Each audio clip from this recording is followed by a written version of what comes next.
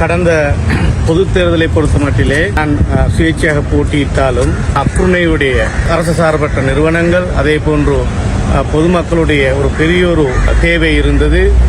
நான் முன்னாள் அமைச்சர் ஹலீம் அவர்களுடன் இணைந்து செயற்பட வேண்டும் என்று அந்த வகையிலே மக்களுக்கு உண்மையிலே ஒரு சிறந்த ஒரு உள்ளூராட்சி சேவையை பெற்றுத்தர நோக்கத்தில் தான் நாங்கள் அனைவரும் உண்மையிலே கட்சி பேதங்களை மறந்து இன்று நான் நினைக்கின்றேன் முன்னாள் அமைச்சர் ஹலீம் அவர்களை விட்டு சென்ற எத்தனையோ பேர் இன்று உண்மையிலே அவரை சுற்றி வந்திருக்கின்றார்கள்.